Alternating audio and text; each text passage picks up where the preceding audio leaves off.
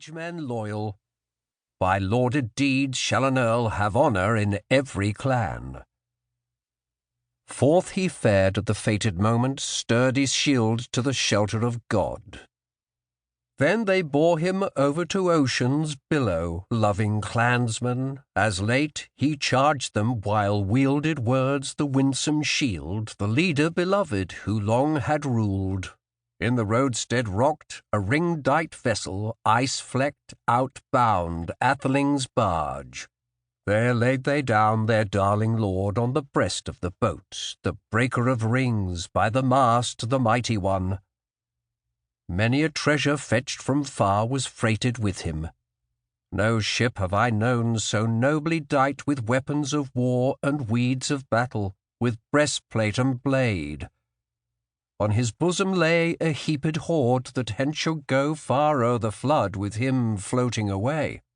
No less these loaded the lordly gifts, thane's huge treasure than those had done who in former time forth had sent him sole on the seas, a suckling child. High o'er his head they hoist the standard, a gold-wove banner. Let billows take him, gave him to ocean. Grave were their spirits, mournful their mood.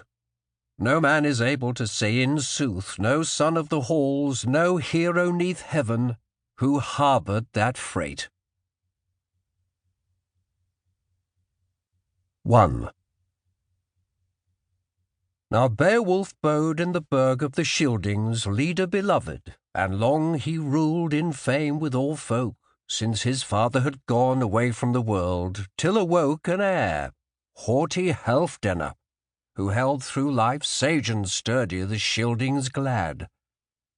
Then, one after one, there woke to him, to the chieftain of clansmen, children 4, Herogar, then Hrothgar, then Halha brave.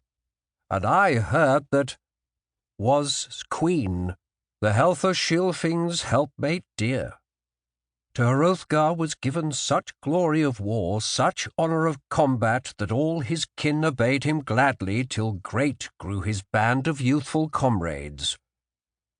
It came in his mind to bid his henchmen a hall uprear, a master mead-house, mightier far than ever was seen by the sons of earth, and within it then to old and young he would all allot that the Lord had sent him, save only the land and the lives of his men. Wide, I heard, was the work commanded for many a tribe this mid-earth round to fashion the folkstead.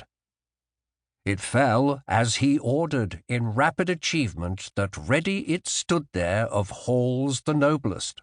Heorot he named it, whose message had might in many a land.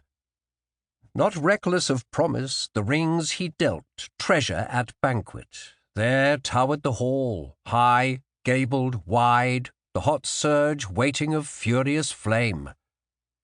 Nor far was that day when father and son-in-law stood in feud for warfare, and hatred that woke again.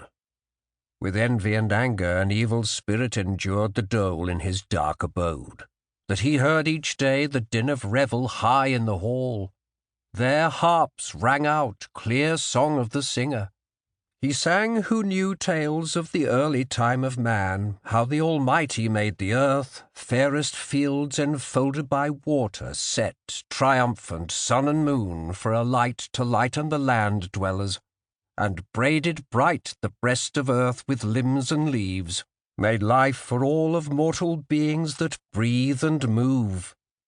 So lived the clansmen in cheer and revel a winsome life, till one began to fashion evils, that field of hell.